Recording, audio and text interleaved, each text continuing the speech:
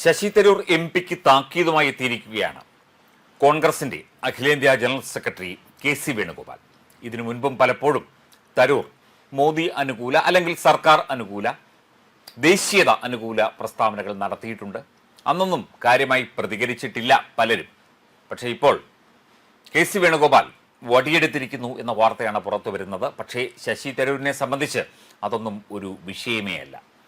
മോദിയെ സ്തുതിക്കുന്ന അല്ലെങ്കിൽ മോദിക്ക് ഇഷ്ടപ്പെടുന്ന തരത്തിൽ പ്രസ്താവന നടത്തുകയല്ല അദ്ദേഹം ചെയ്തത്.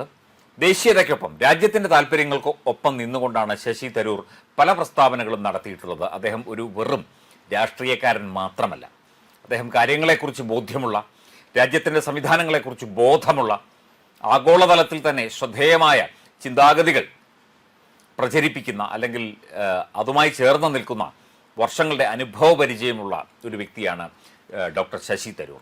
അദ്ദേഹം പറയുന്നതിൽ കഴമ്പുണ്ട്, കഴമ്പില്ലാത്ത വെറുതെ രാഷ്ട്രീയക്കാർ പറയുന്നത് പോലെ അങ്ങോട്ടും ഇങ്ങോട്ടും പിച്ചി മാന്തി അവനെ കൂട്ടി പറഞ്ഞു, ഇവനെ കുറച്ചു പറഞ്ഞു, അങ്ങനെ പറഞ്ഞ് കോൺഗ്രസിൻ്റെ ഒരു രീതി അങ്ങനെയാണ്, അവരുടെ ഒരു സംസ്കാരം അങ്ങനെയാണ്.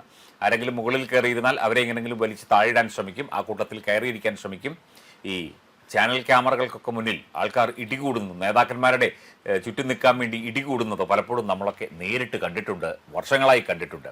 ആ രീതിയിൽ തന്നെയാണ് കോൺഗ്രസിൻ്റെ ഒരു അഭിപ്രായവും വരുന്നത്. ആരെങ്കിലുമൊക്കെ പൊക്കി പറയണം, ആരെങ്കിലുമൊക്കെ എന്താണ്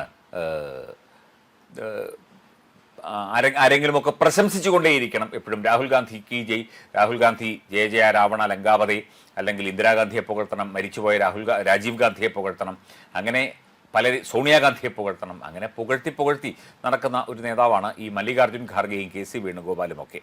ഇപ്പം ജൻസി വിഷയവുമായി ബന്ധപ്പെട്ട് ശശി തരൂർ നടത്തിയ പ്രതികരണത്തിന് എതിരെയാണ് കെ.സി. വേണുഗോപാൽ രംഗത്ത് വന്നിരിക്കുന്നത്.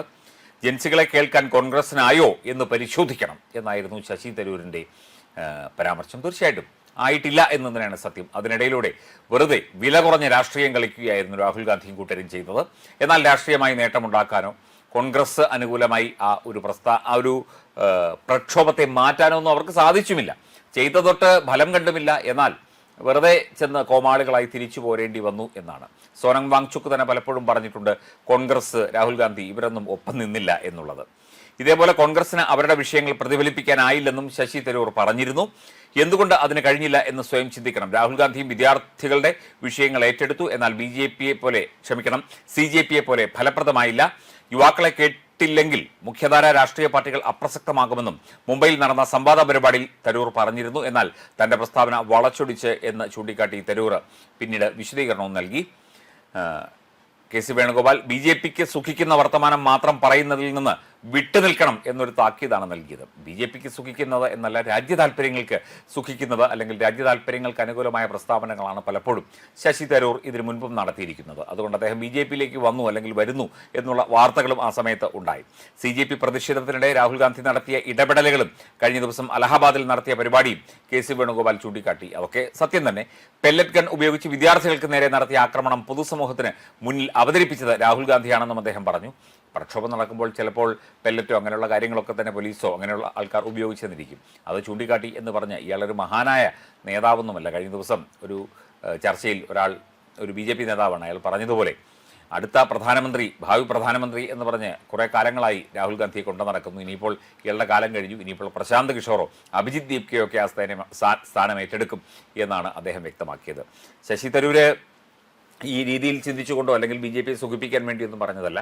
അദ്ദേഹമുള്ള കാര്യം, മനസ്സിലാക്കിയ കാര്യം, മാധ്യമങ്ങളിലൂടെയും നേരിട്ട് കണ്ട് മനസ്സിലാക്കിയ കാര്യം കൃത്യമായി തന്നെ പറഞ്ഞതാണ്. കോൺഗ്രസിന് വിമർശിക്കുന്നത് ഇഷ്ടമല്ല, അത് CPMനും ഇഷ്ടമല്ല, BJPയിലെ ചില നേതാക്കൾക്കും ഇഷ്ടമല്ല, അതും പറയണം.